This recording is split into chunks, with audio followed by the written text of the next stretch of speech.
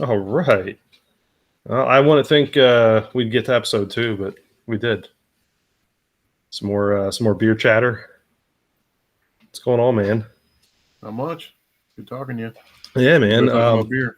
Yeah, exactly. You drinking anything tonight? Or Yeah, I'm having a triptych something that you gave me. oh, okay.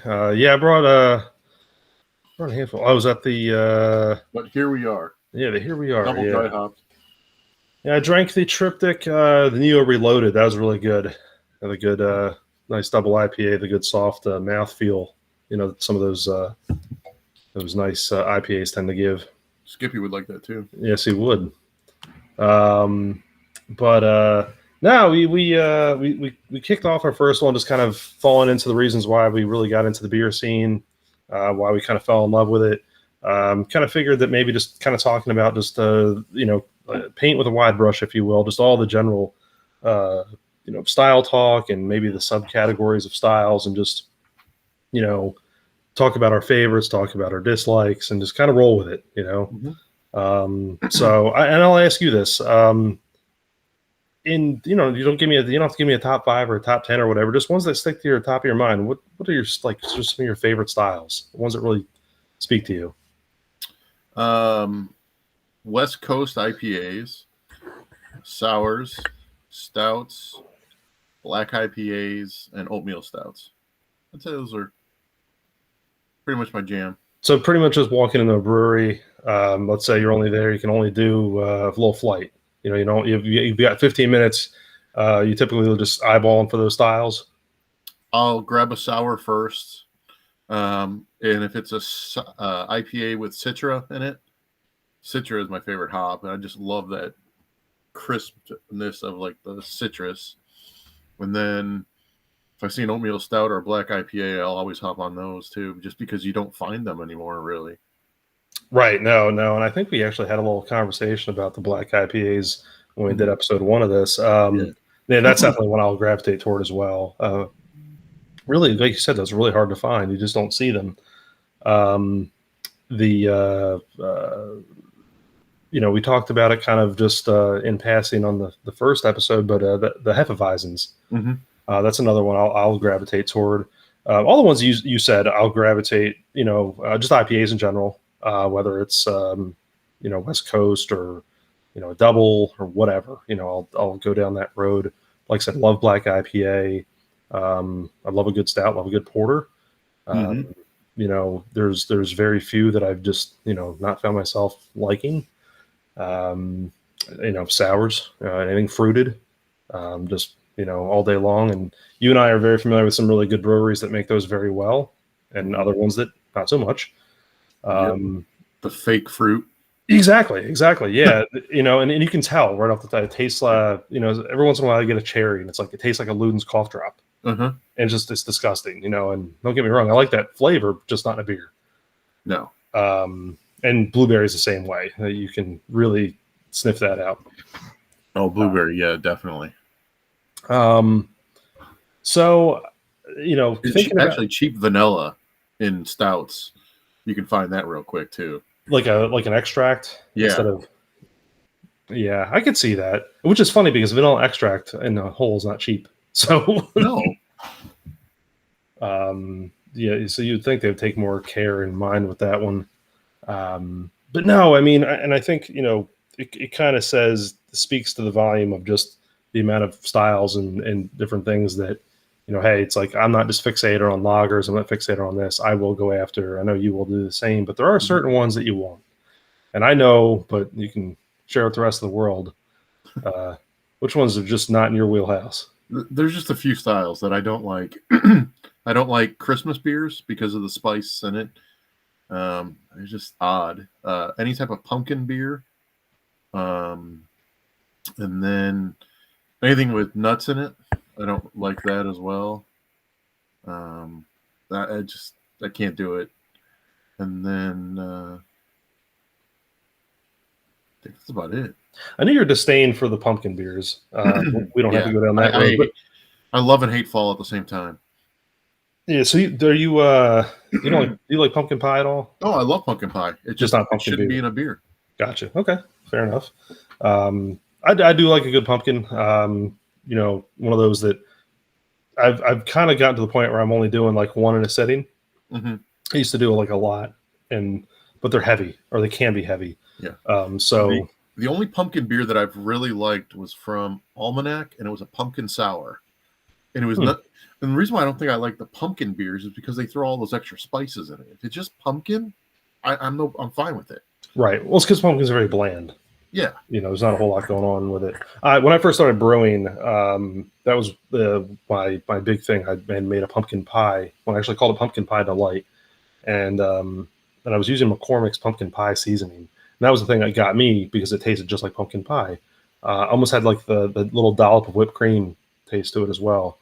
But was kind of a favorite of a few people that I around my circle at the time, and Hmm. um, I experimented. I brewed with some Bruce's yams. I went down that road a little bit, and that was interesting. I know people do make sweet potato beers, Hmm. um, but it's definitely one that I enjoy. But the one that really piques my interest and maybe this is kind of for a similar reason. You mentioned the Christmas beer. Do you think it's? You said the spices.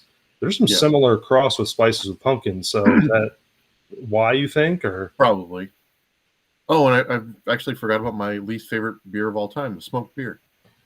oh, you don't like smoked at all? I don't like smoked at all. Really interesting. Yeah. Well, that's not and that's one of those weird ones though, because But smoked I beers. like bourbon and stuff like that. But I just don't like it in a beer.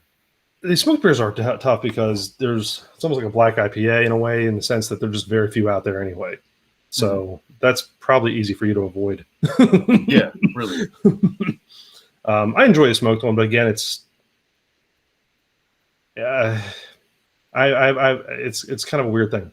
I like the smoked flavor. What I don't care for is the fact that typically they're very light beers. So you're getting all smoke, and I hate to say there's not a whole lot of enjoyment on the back end. Yeah.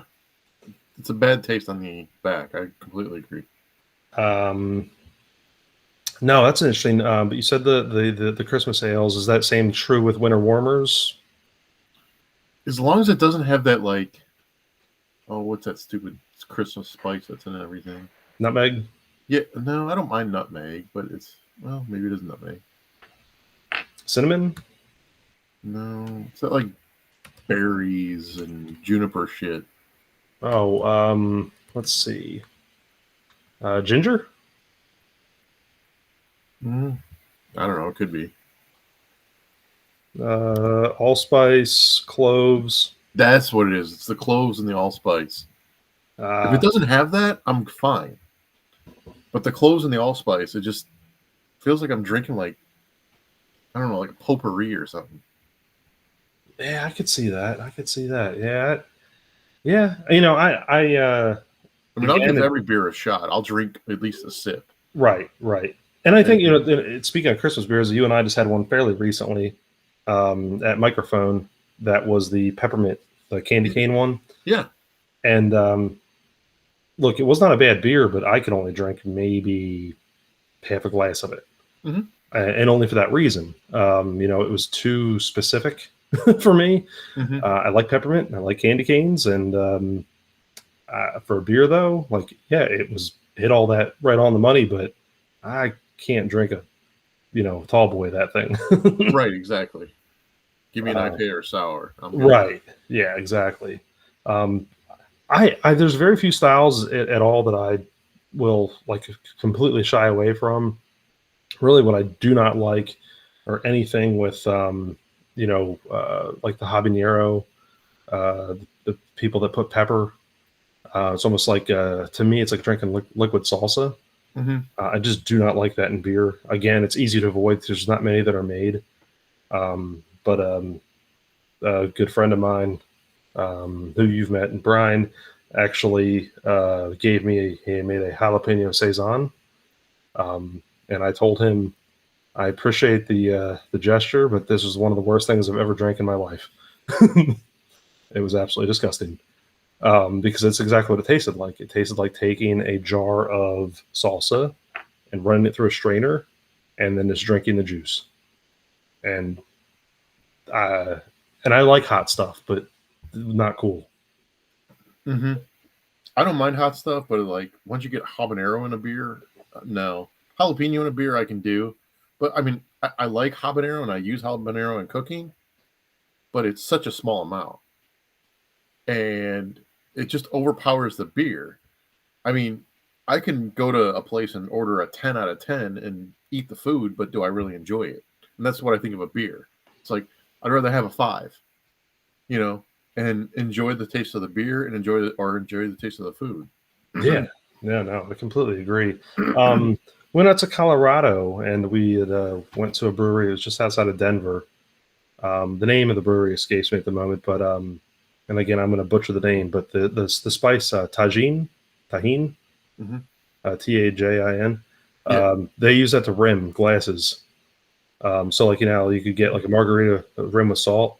Well, this place, if you want it, you could request that they would rim your glass with beer with that, Hmm. which I thought was interesting because to me it So they give reminded you me. a rim job. Yeah, exactly. Okay. You get a pay extra for that. Cool. But I thought it was interesting. It kind of talking about the. I'm not saying that stuff is spicy necessarily, but that in that same wheelhouse, I guess. Hmm. I know Country Boy does the mango habanero. I'm not a fan of that, but again, like the smoked beers, it's easy to avoid. Yeah. Just not many out there, not many that make it, and just not really one of those things that I dig. Now, as far as any other styles that I there's not really a bunch, that I can think that I don't like. Now, going through like a particular style though, like we talked about sours earlier. What's like some breweries on top of your head that just do it right? Side Project in St. Louis does it right. Wicked Weed in Asheville does it right. Um, Russian River out in California, they do it right. Jester King, Trillium does a pretty good job of certain types of sours. Yeah, the fruiteds have been Um, amazing. Hillstead Farm in Vermont does a really good job. New Glarus, they do a pretty good job on some of their fruited sours. Hmm. They're not just sours; they're more fruit beers with sour into it. Right. Um, I mean, some Cigar City stuff, some Funky Buddha. I mean, there's quite a few that are out there, but like my go-to is Side Project. One, it's close to me, and two, I mean, they do the best damn sours, I think. Right. No, and you've gotten me plenty of that over the last couple of years, and yeah, always good stuff. I certainly agree with all the ones that at least I've had. What was the place you said up in the Northeast? Hillstead Farm. I was like, yeah, that's I've heard of that, but I don't think I've ever had any of their stuff. Oh, it's good stuff. Huh. I'll have to. Interesting. You try 5,000 plus beers in the last decade, and you still hear new ones that are new to you. Uh-huh. No, I have to agree. I know we've done some of the Trillium stuff. I've got to agree on the some of their sour, the fruited. They have that good series they do. It's more fruited, but that daily serving series, Yeah. absolutely fantastic. Mm-hmm. I'm trying to think off the top of my head. Oh, Black Project in Colorado is another good one in Denver. They put out some good stuff. I know they're more subtle, but I know Scratch does some pretty decent Mm-hmm. stuff Oh, yeah. in the sour game. Again, more subtle. It's not up Because top. they're wild sours. Right, exactly, and that's actually one of my favorite. Love the One of the wild first few ale, wild sours I've sour. ever had that got me hooked on sours was from Boulevard. It was their Love Child series. Mm, And they were the first ones really doing big bottles where you can find it. And then after that, Wicked Weed opened, and I got some stuff from there. And then Side Project eventually opened up in St. Louis, and just kind of gone crazy after that. Now I know you and I've had this conversation, obviously, in the past, but I mean, for our pod here, black sours. there's been a couple that have been released. I know Lagunitas has done was it the Black Swan, Dark Swan? Mm-hmm. What was that? Is that, can't remember the Black exact Swan, I think. Black Swan, yeah. And that was a nice one because it was like an 8%er.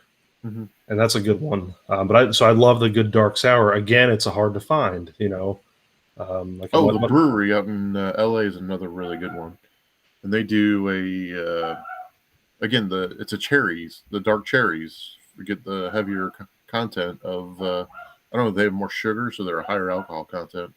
Yeah, that's good stuff. That's the cool thing about that place is that you still see bottles of that floating around even out our area. Mm-hmm. So they're pretty good wide distribution. Trying to think off the top of my head, any others? I'm sure there's plenty. Is any that stick to you on the? We'll talk about the set. We'll keep talking on sours here. That breweries that just look, they tried and boy they missed. And it stick out to you? Yeah. Are you talking on a sense of sours? Yeah, and maybe it was just one. Maybe it's even a good brewery, but they just completely Mars Community. Yeah, they've had some really good ones, and like they have a pickle sour that's got like a little bit like heat to it. Absolutely phenomenal.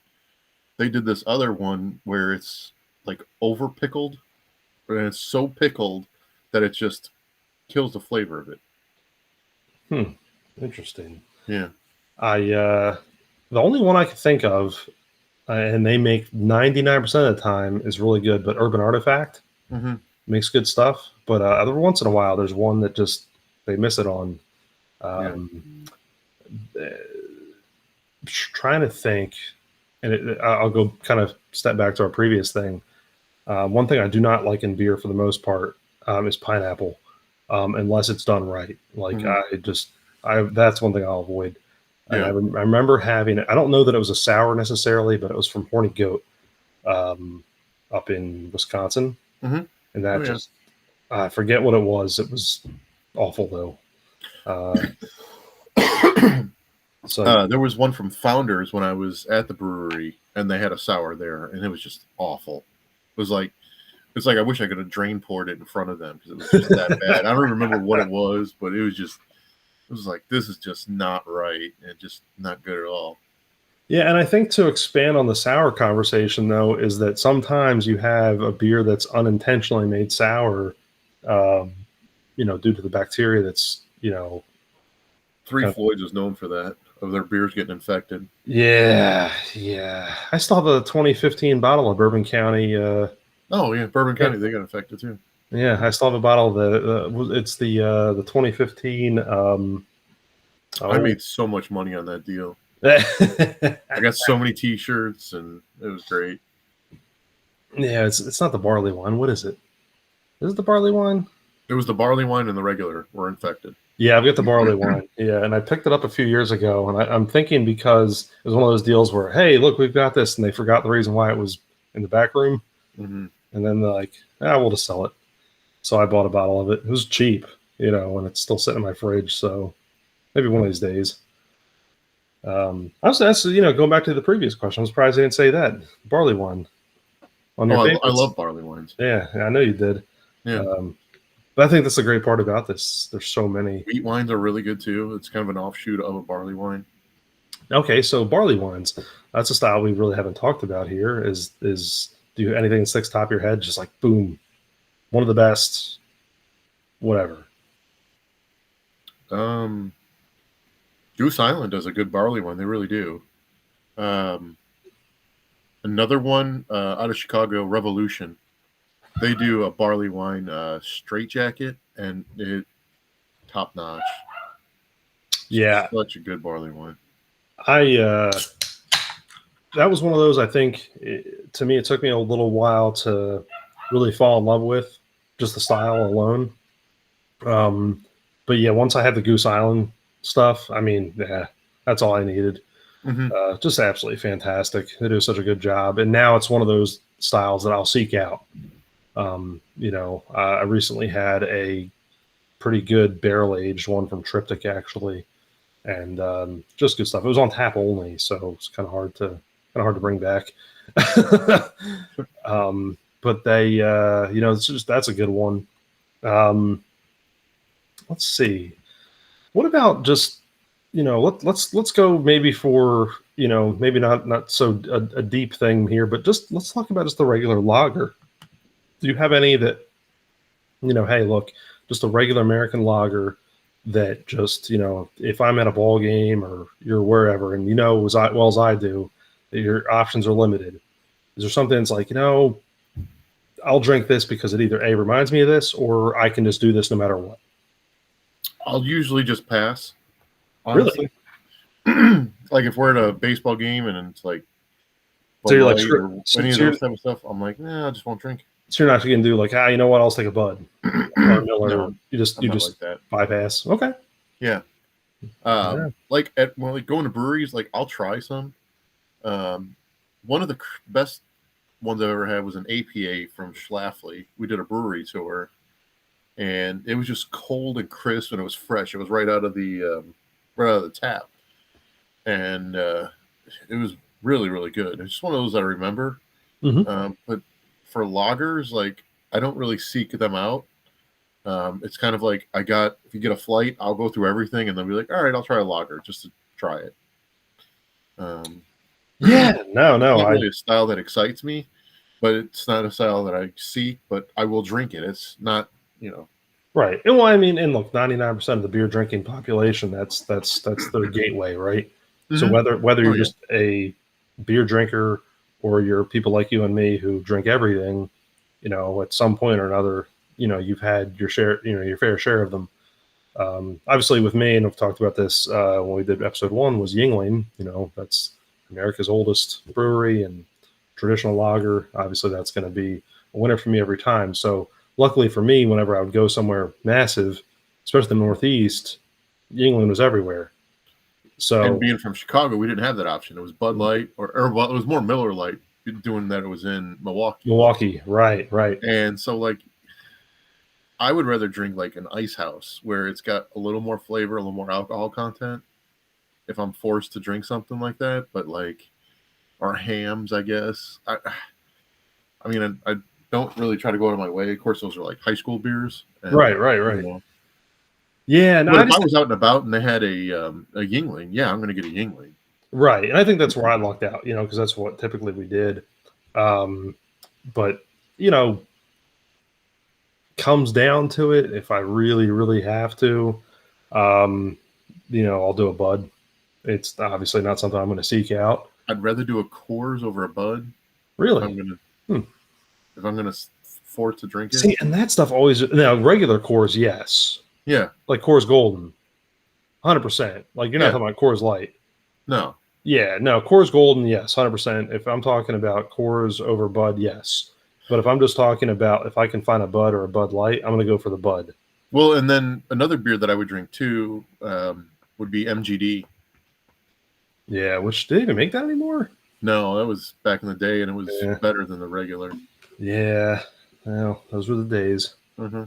I don't know. I just think it's interesting to think about. I know a lot of breweries, craft breweries do lagers. I'm kind of like you though. I don't, if it's part of a flight or something, I'll do it. Or I'll ask, hey, can I just get a little taste of that? So Right, then you get right. the tiny amount, and I'm like, oh, all right, cool. Yeah, it's this was just enough for me to check in. Yep. um, all right. So I know.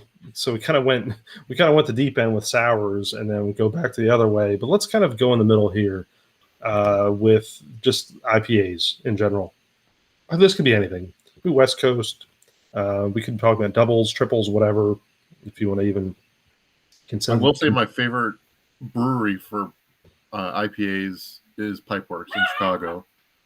They use a ton of Citra, and that's just I love that. I don't anytime I could try anything new from Pipeworks, I'll get it. And then anytime I can get like, I'll just grab a 4-pack if we're going somewhere. A 4-pack of Ninja vs Unicorn. I know it's good quality, and I know I can grab it. But like with that, there's so many different types of IPAs where you got your super basically orange juice on the East Coast, and then you got West Coast. I mean, there's so many different styles and where you're at. Right, and which is funny because I remember going up to your, old stomping grounds. I was actually hanging out up in Chicago, and I was like, it was funny because it was like went out beer shopping, and my buddy Brian was like, you have to try this stuff," and it was Weldworks, but it's from Colorado, Mm-hmm. and he's a big fan of Juicy Bits. Mm. It's good. It's a good hazy, and he's right. It's a good one. Mm-hmm. It's a good solid hazy. Um, but no, I actually just finished off one of my go-tos is the West Sixth IPA from Lexington. That's good. Yeah. It's just a solid IPA. It's like right down the middle. It's certainly not one of my all-time favorites, but it's a good go-to. Yeah. It's actually around here for me, it's Anti-Hero from right. Yeah, exactly. Which Revolution. is I grab it, I know what I'm getting, and I'm good. Yep, exactly. And I used to be that way too about High Lie from Cigar City. Mm-hmm. But ever since they've got sold out, their recipe is different, and I just don't like it as much. Yeah, I've noticed that because I remember drinking that back in the day, and it just seems more. I don't know. It's not as flavorful. Yeah, it's just blah. Yeah. I love a lot of the if I like for go-to IPAs, a lot of Dogfish Head.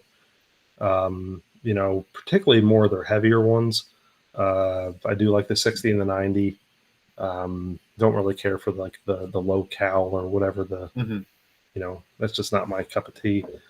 Um, Pretty much any brewery. The thing I love now is that you kind of have two schools of thought, and we can have deeper conversations about this on another episode based on the hops. But you have the people that make the mouthfeel ones with like cashmere, and it's real smooth, and it's just your mouth just feels soft after you drink it. They're typically a lot of doubles that'll go down that road with that style of IPA. Mm-hmm. But now you have a lot of breweries. I've noticed this within the last year, and I don't know if it's because of economics or availability, but it seems like they're making some IPAs with cheaper hops, and so you get that bitter way more upfront than you had been. Well, and they're using the cryo pellets too, where they're basically jam packed and everything. Instead of using the full hop cone, they're just taking it like a smoker where you use a pellet. And right. Which that's what I've brewed for a decade now. That's pretty much all I did was pellet hop. Yeah. So yeah, that makes a lot of sense that way. But yeah, it's just funny to me. It's like they've kind of gone back, and I think we kind of were chatting about this before we started recording. It's like a pendulum. So you have, I do a quick Google search. You'll see that there's well over 100 styles, and then a ton of subcategories of all these different beers.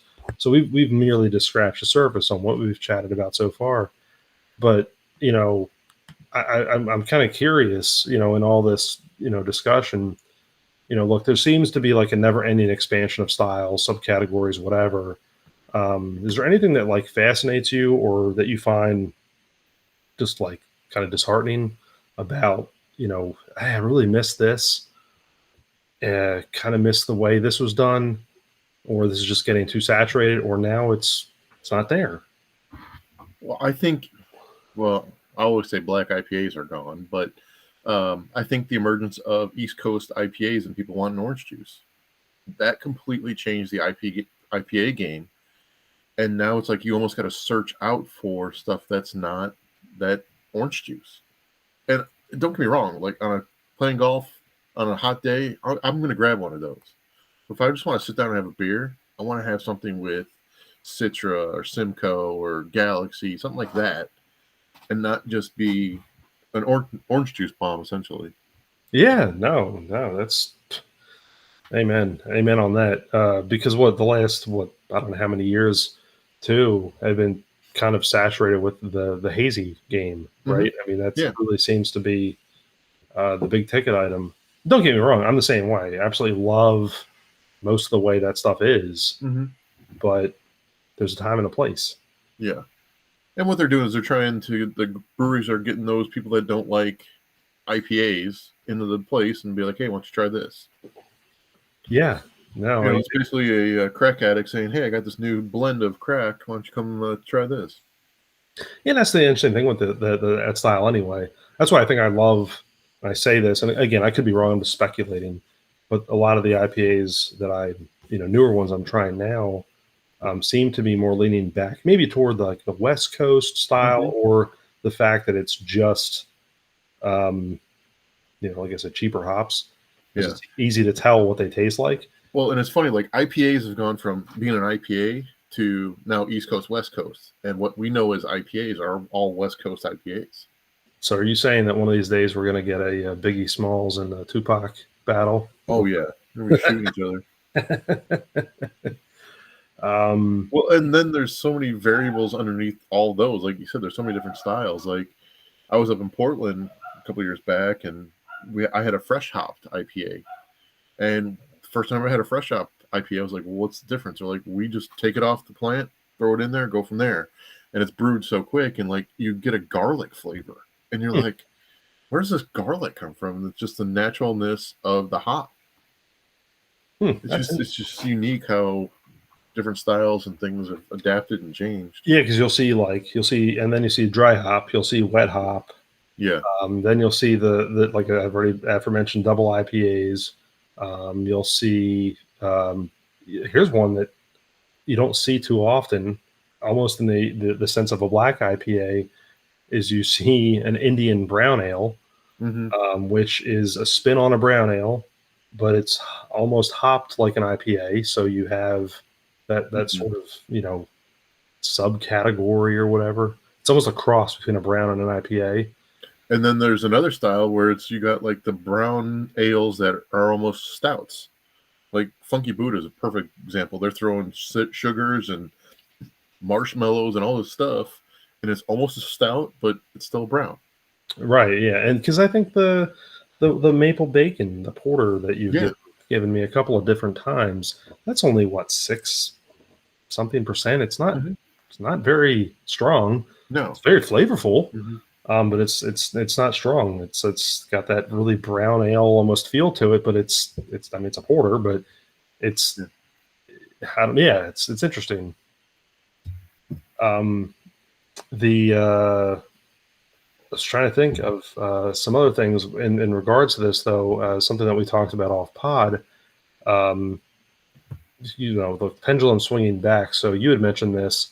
What are you seeing now that's just kind of coming out, and what's the hot news, and what's missing? Well, I mean, breweries, people are stopping drinking a little bit on beer. I don't know if it's a calorie thing or whatever, but then it's going to non-alcoholic, and then it's also going to the seltzers, and then hard alcohol is making another big comeback too. Where you got all the stars having try my whatever brand, and they're not really that good, but they sell a lot because people are stupid. Yeah, you have Ryan Reynolds selling gin, The Rock selling tequila. Mm-hmm. You name it, you're right. I mean, I'll start with Cabo Wabo with Oh, the tequila. yeah, yeah. Yeah, The you know. singer guy, Mm-hmm. musician. Oh God, what was his name? Lose my Sammy Hagar. Yeah. Yeah, no, you're right. I mean, it's looks multi-million billion dollar industry, so of course they're Mm-hmm. going to try to make their money on it. No, you're right. Yeah, I was scrolling through Twitter earlier tonight, and one of the things I see is someone enjoying a Heineken 0.0, and how Mm-hmm. they're saying that this is where it's at. It's like, Well, and then here's my thought too. If those beers are 0.0, can you drink them at work? hey, the hop water, Yeah. I love the hop water. It's good. yeah, it's awesome. You should be able to. Guinness makes a 0.0. There, and here's one of those things too. I honestly, I think it should be able to. Um, and my rationale on that is that there's natural alcohol in orange juice, in medications, and things that you know ingest on You a gotta make daily prison juice basis. somehow. Right there is. So uh, yeah, I don't see why I can't just bust open hop water. Mm-hmm. It says water. Yeah. It's not even non-alcoholic beer. Mm-hmm. I don't know. You did mention too seltzers. That's another one that's again they were. It's probably maybe at the end of the wave of their popularity. Mm-hmm. I have noticed a lot of breweries that you go to are either making them or they're at least selling them. Well, it's super cheap to make.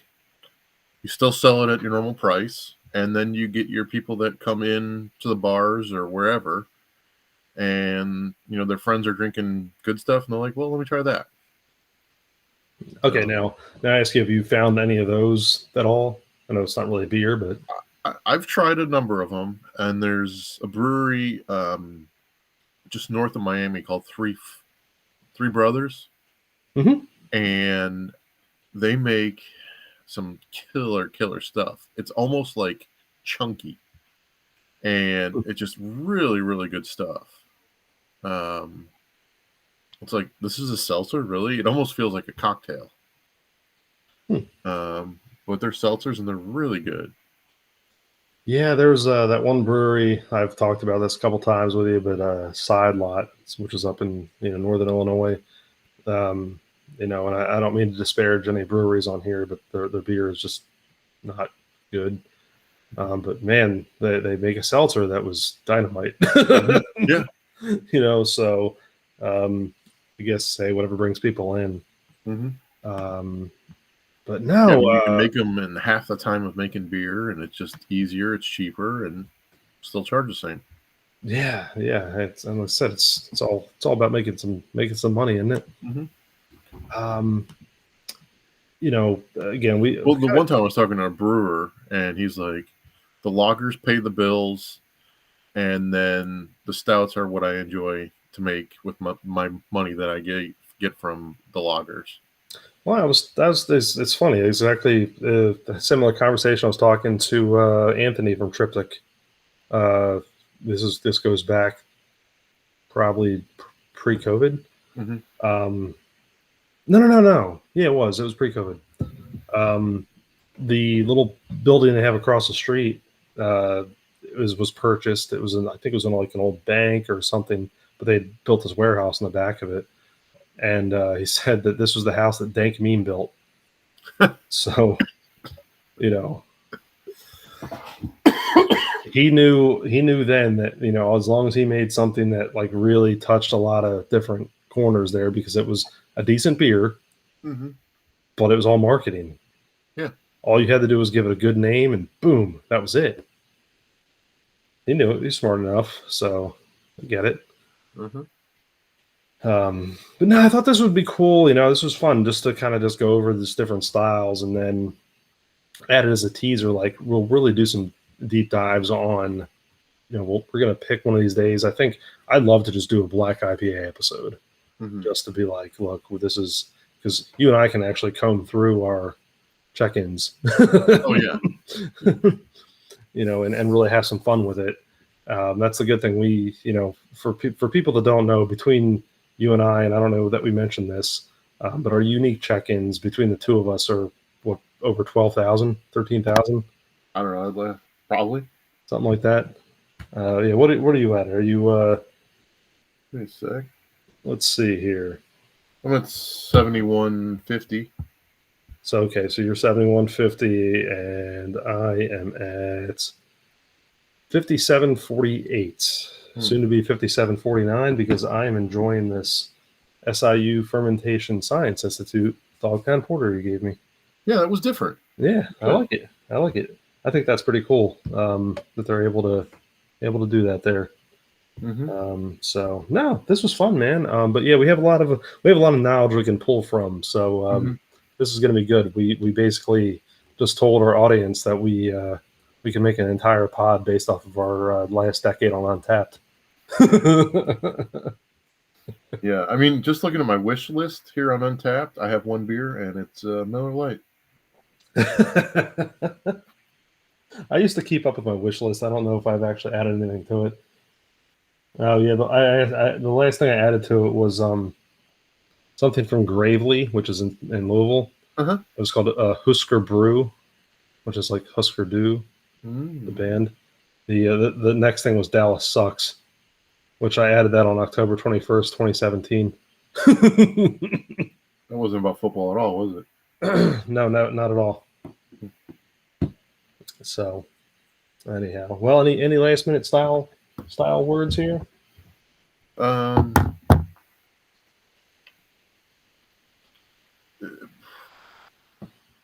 no. I mean, it's just interesting how much things have gone from like your core of like 7 different style of beer 20 years ago to now like 100 different styles of beer out of those 7, you know? It's just kind of morphed and changed, and beers that have gone away and styles that have gone away just because it's not popular, you know, or not making money or whatever it is. And there's just few people out there that's still doing those styles, because there are true people from my generation, your generation, that enjoy those older beers. Yeah, no, without a doubt. And it's like making beer is it's not like making music. You know, it's you're gonna have a real niche audience if you only make like IPAs. Yeah. You know what I mean? Right. So they have to make other stuff. It's not like, Mhm. you know what, I'm only gonna make dark synthwave music. You know, Mhm. your audience can find you Yeah. because everyone listens, but not everyone drinks, and Right. everyone's going to be able to get it. Mhm. So that's one of the reasons why you see these styles just kind of like, you know, not just not as prevalent. Um, but I don't know. This is fun, man. But we'll do a deep dive into either a style or a brewery. I don't know. We'll figure that one out. Mhm. But I don't know. So, Key, until then, find a good beer, drink it. Cheers. Cheers. Look forward to hitting a few breweries with you in a couple weeks. Yes, sir.